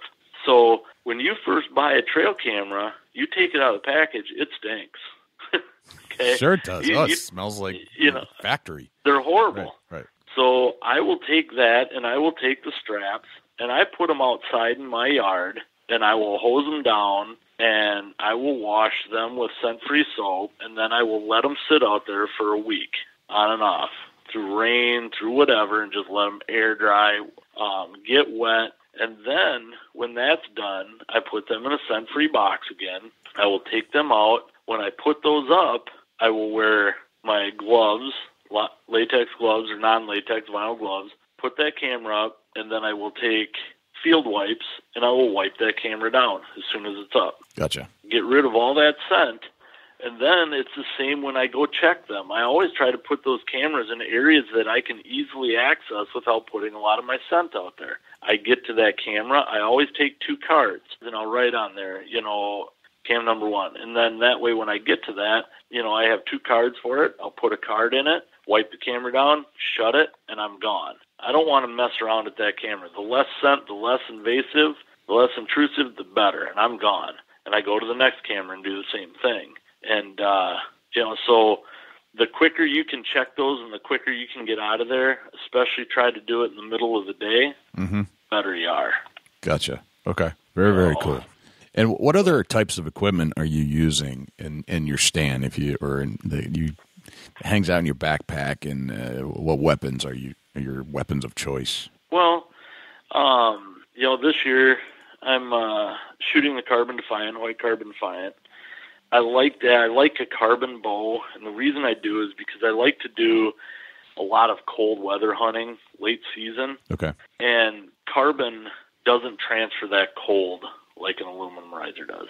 And so that's why I like that, is just because when it's super cold, that carbon feels better. It's not as freezing cold in my hand. Also, if I'm out, last year we did a high country mountain lion hunt. A couple years ago we did a high country mountain goat hunt. And, so the carbons, they're like, yeah, but it's only a pound. Well, you know what, when you're 10,000 feet and you're pushing 4, 5, 6 miles, when I'm deer hunting, though, it's still, that pound makes a difference. And I like that, for those reasons. One, weight, but also so it doesn't transfer that cold into my hand. New archery products, I've been a Spitfire guy forever and ever, as far as a mechanical head. And the new Spitfire Double Cross has just been had great luck with that. I shoot the full metal jacket. I shoot the small diameters. Okay. Just because they're a little bit heavier. The thing is, and a lot of people are like, well, they bend. Well, yeah, they bend. They're full metal jacket. It's an aluminum, it's a carbon arrow wrapped in aluminum. Why? Because they can make it straighter. It's straighter and it's a little stiffer. So it gives you a lot more penetrating power. And so when I'm hunting elk or if I'm hunting big game, I like that. It's super small diameters, not a lot of drag on it, but yet it gives you that extra penetration, that drive that you need out of it. And that's why, that arrow's been great. Does it bend? Yes. Can it, not obviously every time, but can it? Sure it can. But you can also break a carbon arrow, and that's what I tell guys. That deer can fall over on a carbon. That deer can snap that off. You can go through that deer and hit a tree and just right and snap it or crack that arrow too. So, right. What do you want to give up here? And it's your choice and my choice because I like that penetration is why I go with that full metal jacket. In cold weather gear, because I like to hunt a lot in the cold, is Arctic Shield clothing. They redesigned everything a couple years ago, and that's been my go-to. The problem is that you have to figure out what to wear because it can actually be too warm. Okay, right. I don't think you'd ever say, I don't think I'd ever catch myself saying that, right. But it can be too warm. So you have to kind of look at everything, and when you look at it and it says, yeah, this is, from 20 degrees to 40 degrees, they're talking 20 degrees. I mean, it's not, and last year when we were out, it was super cold and everything else up there on the mountain, and that's what we're going to do some walking, so I'm just going to take my bibs, and I tell you what, I started walking, and I'm like, this just isn't going to happen. These things are just way too crazy warm, Right. So you kind of have to watch it, but because I like to hunt late season like that, and, they're developing stuff that's lighter and lighter now for that early season 50 to 60 degree stuff, which is super thin, super comfortable, but yet still pretty warm. So that and, I've done my real tree clothing forever and ever since Bill Jordan came out with the original pattern, and I've stuck with it. I've just always liked that pattern, and, as they develop new ones, just seems to switch. The thing is with patterns that a lot of people don't understand is the difference between, they'll buy either green or they'll buy brown. Well, I like both because as a turkey hunter, I like to have that brown early in the year. And as the turkey seasons progress, then I like to get more green involved. Yet same way in the fall, I like that green earlier in the year and then switching over to brown as things all die off and turn more into fall. Okay. So that's why I kind of go with, a couple different patterns is just because of that. Gotcha. So, but yeah, other than that, Summit ladder stands. My wife likes to be comfortable. So, we go with the biggest ladder stands, that one person can fit in, and then, we have the hang-on stand for the cameraman, and so it's like I said, I like those because they have the, they've got a seat built right into them that's separate away from the tree, so you can, if the tree's a little crooked, you can still get that seat pretty much square and sit and be comfortable. Gotcha. Very cool. Well, I think we've written like a blueprint on how to hunt deer based off all the stuff you just laid down. That's crazy. I mean, we can, like I said, I love my deer hunting. We could sit here and talk for hours and hours and hours about this. So, right. Gotcha. Let's transition into an actual hunt now that you've established all the ways in which you do hunt them and how you prep for them. Let's think of a time in your life where you went on a hunt and it still kind of sticks out in your head today. Is there a hunt in particular that you remember? There is. It's, there's a million of them out there, but this was kind of a two-part, which was kind of a depressing end of the first part, but got better. My daughter and my wife and I used to hunt North Dakota with a buddy of mine out there, and we were hunting velvet deer. Nice. And my wife and my buddy were down at one end, and I really wanted my daughter. She had not shot a deer yet, and we had everything set up out there. We're right along the edge of the river, and a great early season funnel, bunch of apple trees in this area. So we got set up, and we had a few deer coming through, and as the night progressed, I tapped my daughter on the shoulder, and I said, there's a really, really big velvet deer coming down the pipe. I said, so you might want to get things ready. And she goes, okay. And at the time, she was, I believe, only 13 years old. And she had only shot a couple of does and hadn't shot a buck with her bow. And as this deer keeps getting closer, and I'm filming this deer, and I'm looking at it, and I'm thinking, wow, this is a really, really big velvet deer. I'm like, this deer is, a mid-150s, 160 buck.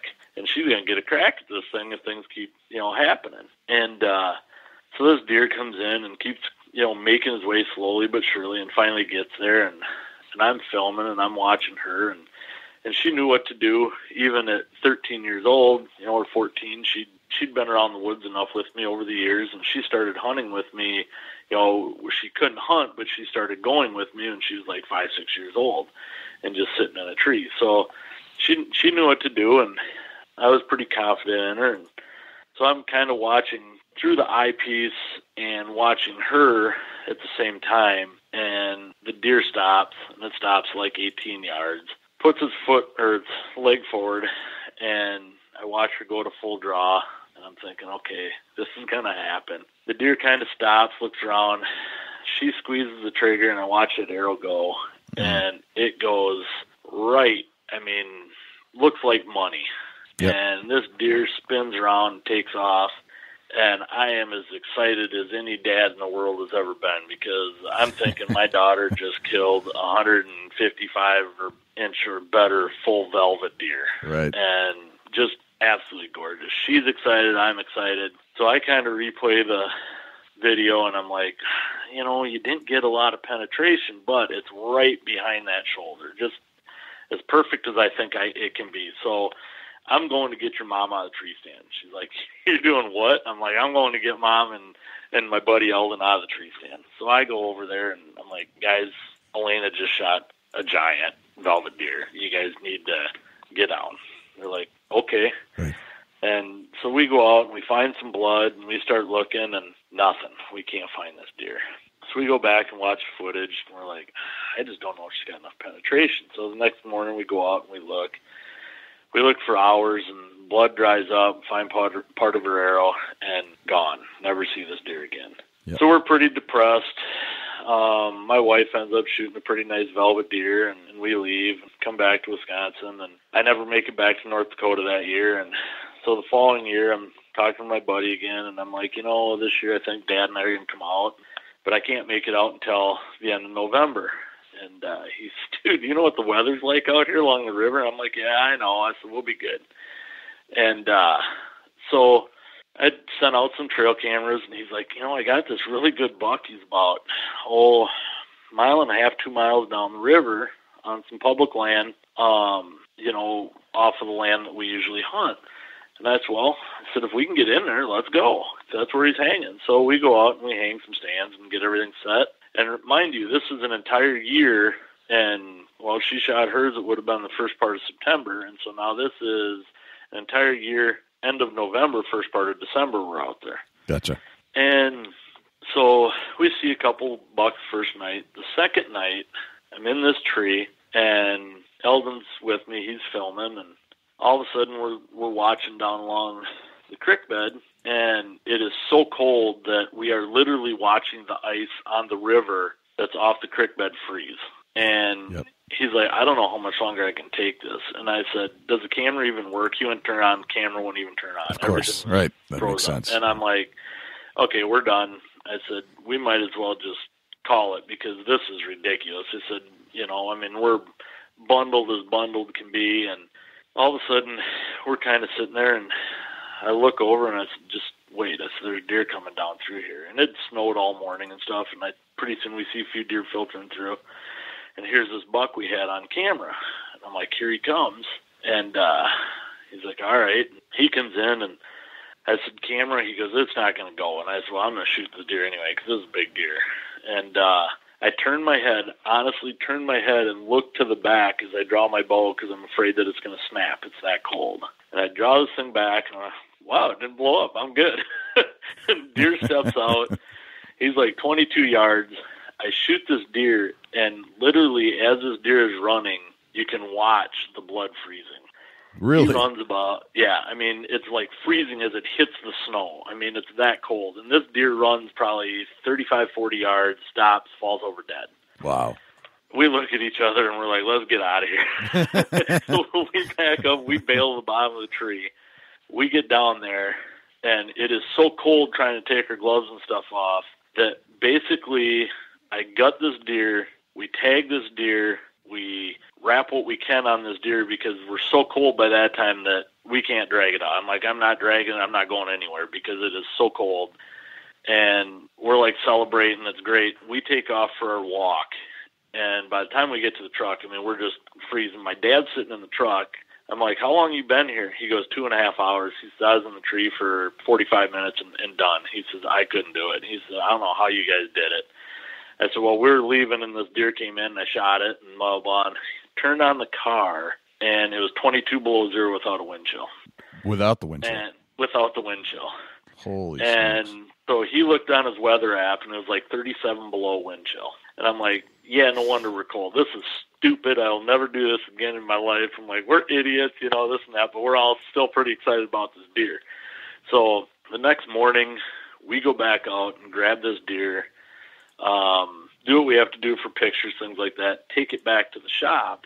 And my buddy's a taxidermist, so we're stripping, we're taking the cape off because I'm like, I'm going to do probably a half body on this deer. It's probably the biggest 8-pointer I've ever killed, and like it's got to be a 160-inch 8-pointer. And he's like, yeah, it's going to be close, if not just a little above. And so we're pretty excited about that, and we're skinning this thing, and all of a sudden he goes, well, what is that?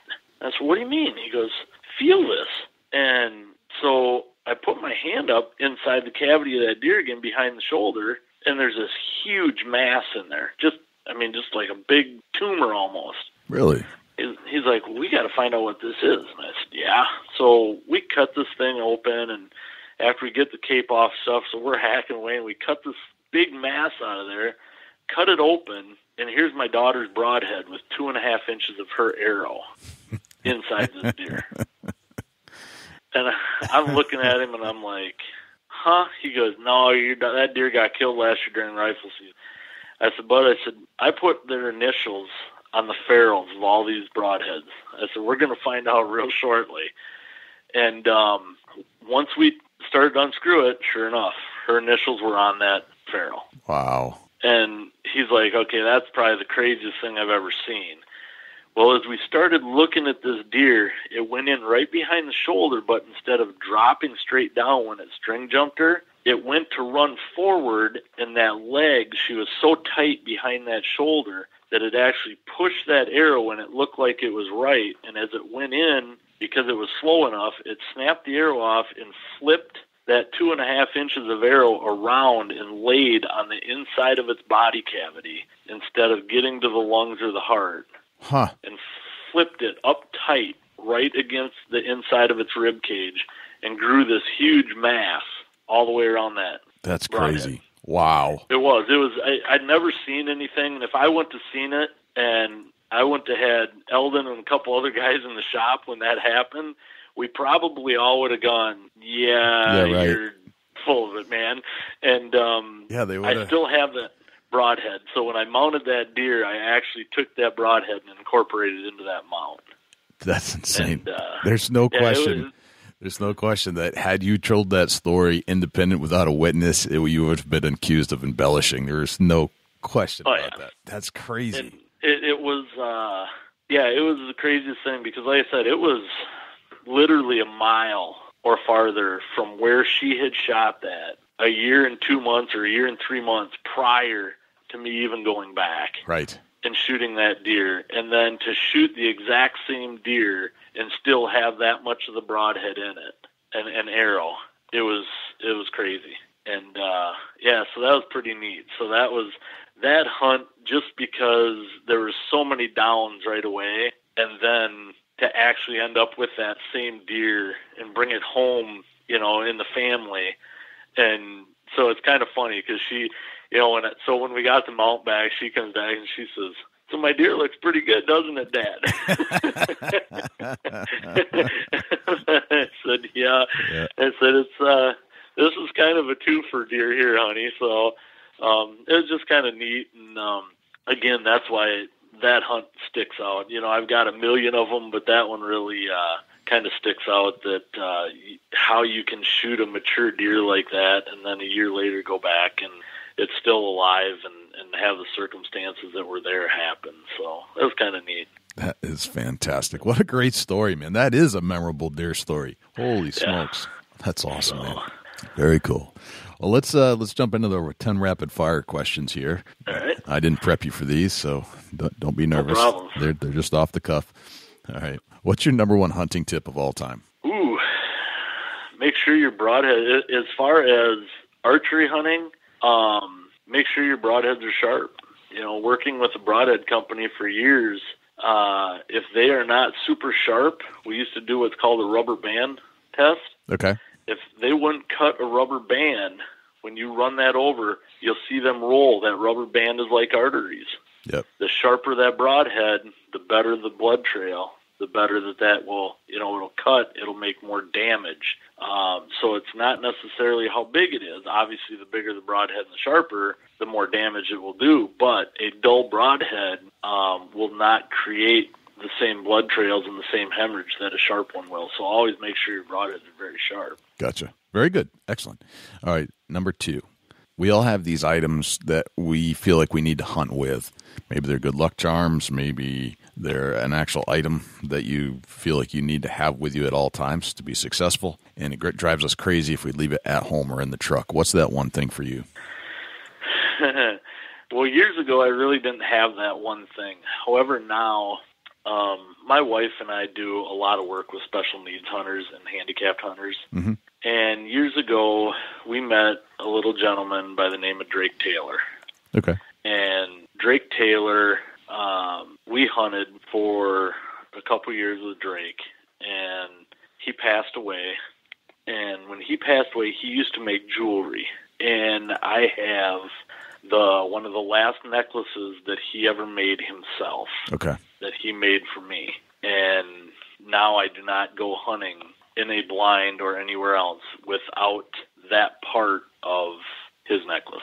Gotcha. I can see why you'd want to have that with you. Yeah, it's just it's pretty cool. I mean, there's a lot of things, but there's just something about that one that now I've got to have that with me. Right. Gotcha. All right. What's your biggest pet peeve in life? My biggest pet peeve?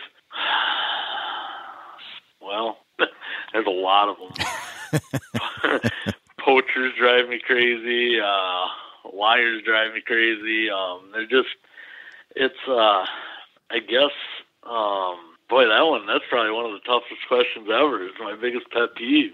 There can be a lot to that. Some people don't have any. Some people have a lot of them. I have a lot of them. I guess, truthfully, would be trespassers. And the reason why is, until I owned my own property, I didn't really realize why people got so upset about it. And now I look at it and say, wait a minute here, there's all kinds of public land, there's state lands, there's all these lands. Why are you trespassing on my property?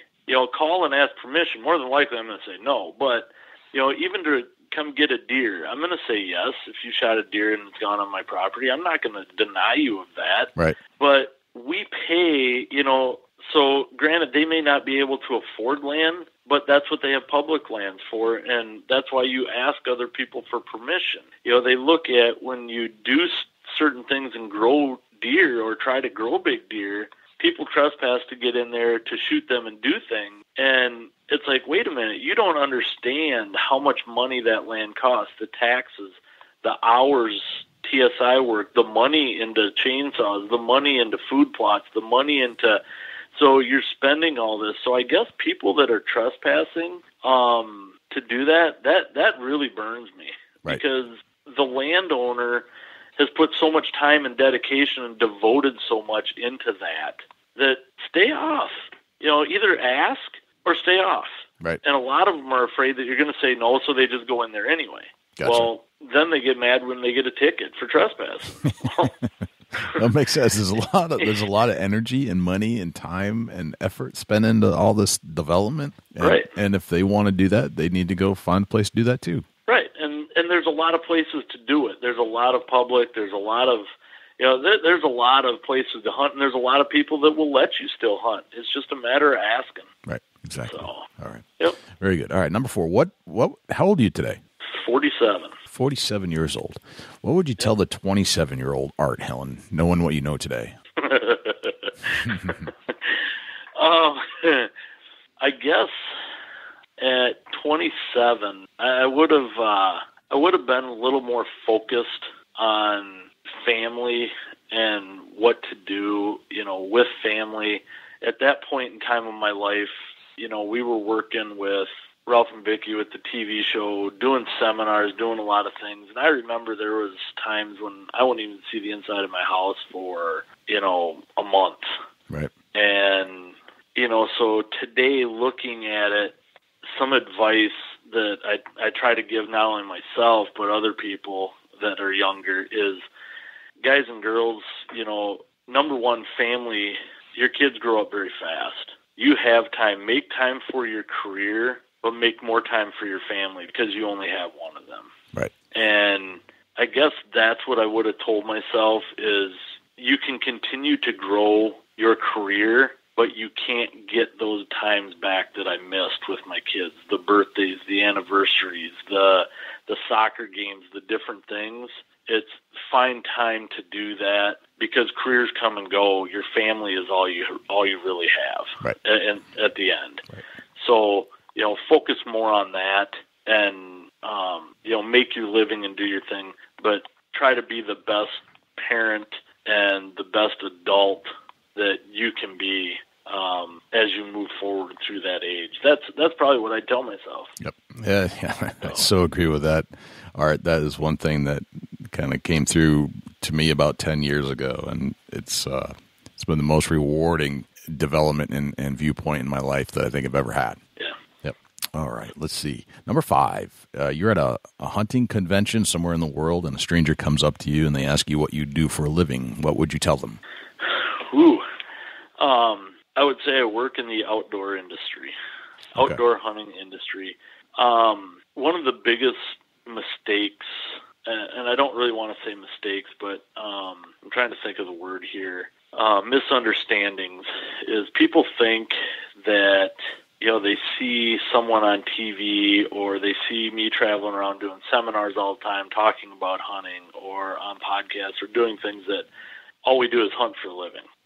I still, like I said, help my dad in the appraisal industry when I have to. Mm-hmm. I have a land management business. I have a photography business. I have, I diversify. I have a seminar business. Hunting, even for the TV show hosts and guys that do that all the time, hunting does not pay your bills. What pays your bills is the seminars, the land management, the speaking engagements, the different things like that. And that's why I say I work in the outdoor industry. Yes, do I get to hunt every single day of the year? Yeah, I'm fortunate that I do. The reason that is because I have to become knowledgeable so that I can bring that information back to seminars and new educational things to get paid for those to be able to go out and hunt. So in a roundabout way, are you getting paid to hunt? I guess you could say yes, but in reality, not really. You're getting paid for, the land management, for the seminars, for the TV appearances, for all that stuff. But that, is what comes from hunting. You have to hunt in order to get that paycheck. Understand what I'm trying to say? Absolutely. Yep. You can't be the expert without the knowledge. And without that, right. Yeah. So you can't say that I hunt for a living because you don't. Nobody hunts for a living. They don't pay anybody to sit in a tree stand. Right. They pay you for your knowledge to educate people or to entertain people. That's the difference. Right. Right. And I think people have a big misunderstanding about that, is that they're getting paid to sit in a tree. No, they're getting paid to be promotional people. We're promoting, the outdoor industry. We're promoting a product. We're promoting different things. That's what pro staff is we're promotional. There is, as far as professional hunters, as far as if they want to call us that, that's fine. However, we're truly promotional hunters is what we are. We promote the entire outdoor industry, and that's what we're getting paid to do, is to promote. Right. Gotcha. So, very good. All right. This one's easy. What did you have for breakfast this morning? I had a wilderness athlete replacement shake. I'm trying to get ready for the mountains in another week, and so I've been running a wilderness athlete 28-day challenge. And so in the mornings I get up and either I have a lot of protein and eggs, or I will take a replacement shake. And this morning was a replacement shake. So all right. That was pretty simple. All right. Very good. Sounds very healthy. All right. Number 8. If I say the word successful to you, who's the first person that pops into your head and why? Ooh. That one's tough because I know a lot of, successful individuals. There's actually quite a few people. My dad I look at as successful, but in many different ways, because he was always a good dad. He was a good father. He was, successful in his business. So you look at that as self-employed is very tough business today, and he was successful in it. Again, he was successful as being a role model as a father to not only me, but to my sisters, to my nephews, to my nieces, as a grandfather. And so, there's different ways of being successful, and I think he's very successful, that way. My wife is very successful in her business and her job, and to be able to do the things she does with me and help me become successful. One of the most recent that I think is, very humbling to me and very proud dad moment is my oldest daughter. She recently has moved to India under an internship. She is an environmental engineer getting her master's in civil engineering, but working with water treatment facilities and drawing up new plans for the entire country and large cities in India. To me, that's pretty successful when you're, 23, 24 years old and you're in different countries helping develop new things for countries and for our future, for everybody. That's pretty cool. There's a lot of different levels in that, I guess, as far as success. I have many mentors, in the outdoor industry that I think are very successful. But, I, again, go back to my dad and look at, because I think without him guiding me and doing the certain things he did to help me succeed in life, I wouldn't be able to have been the father I am today to both my daughters, for one who's in UW-Madison trying to become a doctor, and another one who's, getting her master's in engineering. So thankfully they got their mother's brains, but, to help do that, so I guess that's what I would look at as dad, Sure. Yeah, that's a good one. And I have a lot of respect for my father too. Absolutely. All right. Number 9. What's a typical day in your life look like? Chaos. Chaos. Chaos. It all depends on the time of year. At this time of year, as things are, slow in the seminar series and the land management series, I'll get up in the morning and I will do some work on my computer as far as getting stuff to outdoor writers that need to be done, editing photos that needs to be done, getting photos to different magazines and different outlets. Then I'll go to my other office downtown and work with my dad as far as, appraisals if there needs to be any. Then I will come back home and get right back to work on the computer, or I'll go out to the farm and make sure that, food plots are done, make sure that, all my fall work is done, trails are mowed, trees are cut, different things are done out there, hanging tree stands.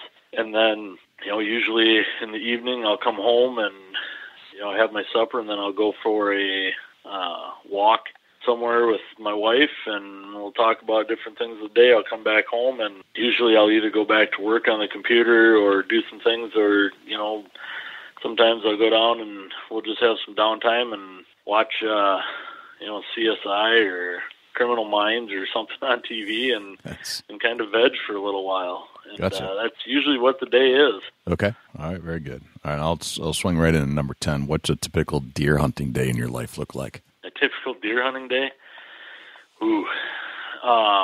Again, it depends on what time of year. It's, early season that'll be coming up.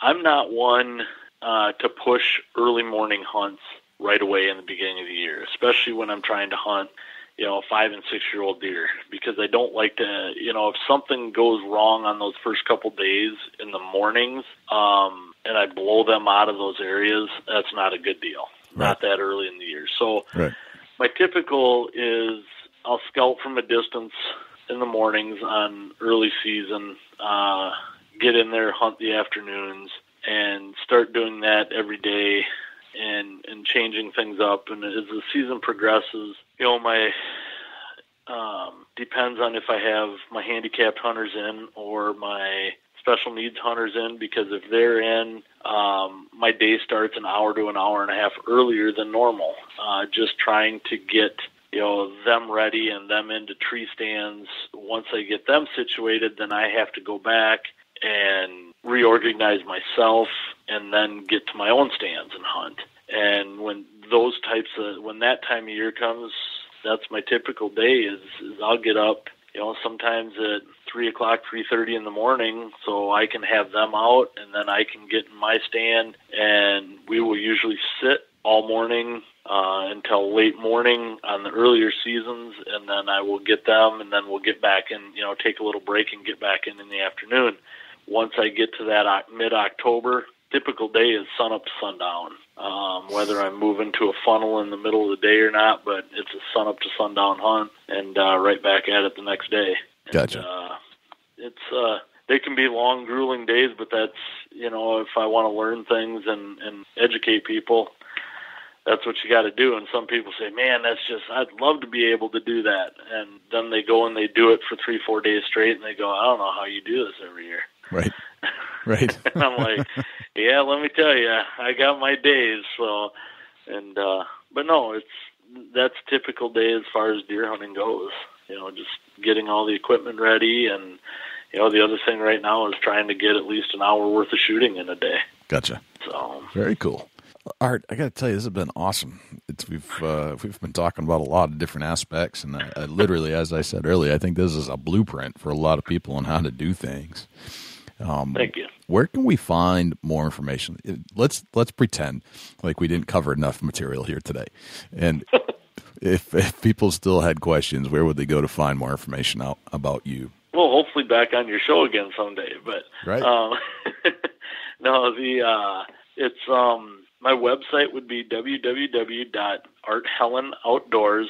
It's HELIN outdoors.com. If they're into photography work, because I have to separate those because some people aren't into hunting that are into photography, I do have a photography page, which is www.wildreflections.photo.com. And then I've my Facebook pages, which is Art Helin Outdoors and Wild Reflections Photography. The main one as far as hunting and to get a hold of me is obviously the arthelinoutdoors.com or just the Art Helin Outdoors Facebook page. Gotcha. All right. Very cool, Art. This has been an absolute honor and a pleasure to have you on the show. I've learned a lot, and it was nice to just kind of lay it out as to how somebody might want to go about working on their own piece of property and then how to hunt them, and to find out how you went about it through experience, which is cool that you constantly hone your craft through actual application, not just theory. So this is it's been very eye-opening. Thank you. Yeah, it's been a pleasure, sir. I appreciate it, and it's been good. And like I said, I think we could sit here and talk for hours about it, and because it's an ever-evolving industry, and that's why you have to do what we have to do and spend as much time as we can, because we have to evolve right with it in order to get better at it. So, like I said, it's been a pleasure. It's been fun, and I really appreciate you having me on the show. Well, thanks to Art Helin for joining us on the Big Buck Registry Deer Hunting Podcast. I most enjoyed that conversation. I like hunters that share their knowledge and go deep with both their successes and failures, and think deeply about what's going on around them, whether it's habitat, whether it's timberland management. As you heard, Art really enjoys speaking to a good forester, and foresters are, stewards. They're stewards of the land, and that's where the deer are. So get to know your local forester. I think it'll go a long ways. Art certainly found lots of value there, and we really appreciate Art spending as much time as he did with us to share all the things that he's learned. We certainly wish him success with Art Helin Outdoors, and good luck in the deer woods this fall. Dusty, do we have a Chubby Tines tip of the week this week? Yeah, we do, Jay. The Chubby Tines tip of the week is sponsored by Morse's Sporting Goods. Firearms, used firearms, bows, used bows, located at 85 Kentucky Falls Road in Hillsborough, New Hampshire. Give Jim a call at 603-464-3444, morsessportinggoods.com. Your dollars go further in New Hampshire. There's no sales tax. Morse's Sporting Goods. Safety harness time. Get your stuff out. Go through it. Tree stand, climbers, hang on. If you've got a safety harness that has a fray or a little bit of a cut, or maybe you hooked it on a fence, or maybe you hooked it on a part of your tailgate or something, or a bolt sticking out in the barn where you had it, and it's got a fray or a rip in it. Guys, gals, friends of ours, you've got to stop and think, is a $100 safety harness worth your life? Absolutely not. Is a broken, frayed cable on your hang-on tree stand or your climber worth your life? Absolutely not. Take that $100 and get it fixed. Buy you a new harness, or it may be more than $100. Spend the money. Be safe. If you come back with an injury or a wound, you're no longer enjoying your hunt. So just get it fixed, get it right, and be safe out there. There's so much new safety gear out there, as far as the lifeline from the ground clear to the seat. Right. Everybody's like, oh, that's expensive. Well, it's not really expensive when it comes to your life. I would pay quite a bit to keep my life from having a hunting accident. Right. So just, use your head and maybe overlook a couple bags of corn to fix your safety equipment. Yeah.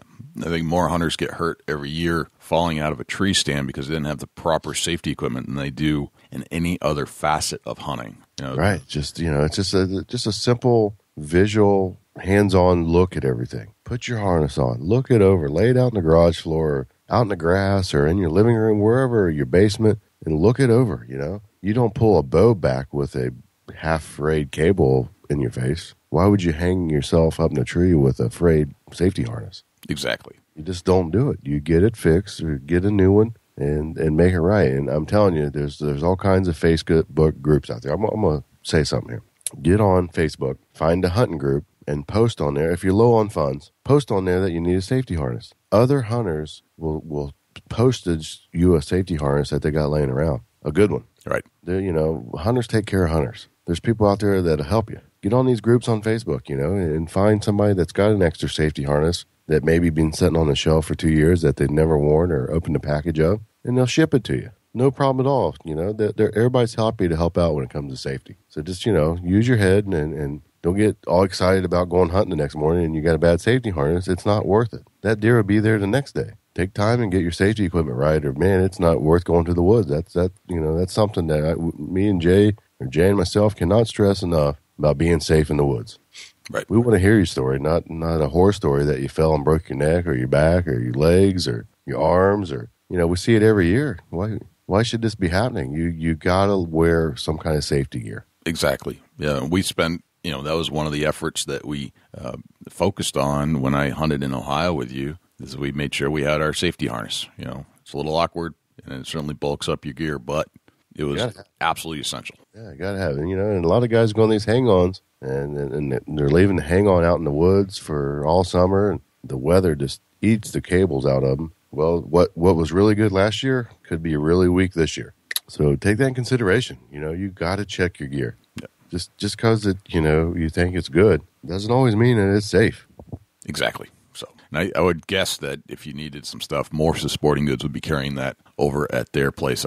Last time I was there, they had a whole bunch of it. So if you want to like save some money on sales tax, you can buy it in New Hampshire right from Morse's. Listen to the ad and you'll get all the contact information for that. Oh, that's an absolutely great tip, Dusty. It's that time of year. We will all be in tree stands before you know it, and check your equipment before you go out there. Make sure you're safe. Oh, that's great, man. Thanks for that tip of the week. That was fantastic. Thank you to Morse's Sporting Goods for sponsoring the Chubby Tines Tip of the Week. I'd also like to say thank you to all of our sponsors. Without them, this show is not possible.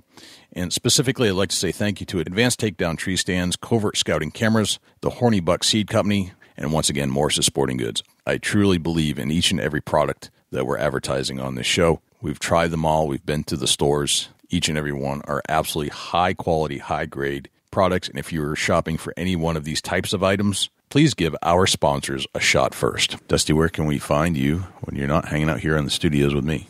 Shoot me an email, dusty@bigbuckregistry.com. You can look me up on Instagram and Twitter @ChasingAntler, Facebook.com/Chubby Tines Outdoors. Jay, where can the people reach out to you? Or you're not on the mic. Likewise, you can shoot me an email, jay@bigbuckregistry.com, and you can visit us on Facebook, facebook.com/bigbuckregistry. We're also on Twitter, which is twitter.com/bigbuckregistry. We're also on Instagram, instagram.com/bigbuckregistry, and YouTube, which is youtube.com/bigbuckregistry. On YouTube, you can listen to all of our podcasts in their entirety. As far as videos are concerned, it's a boring video, but the audio content is there, so you can actually listen to our podcast. You can also listen to all of our live shows that we've done on Thursday nights when we do them, and we've gone back and re-interviewed a lot of our previous guests we had on the show just to put a face to a voice. Let's put it that way. You can always listen to our show on other places as well, not just YouTube. We're found on iTunes, iHeartRadio, TuneIn Radio, Stitcher, and Blueberry.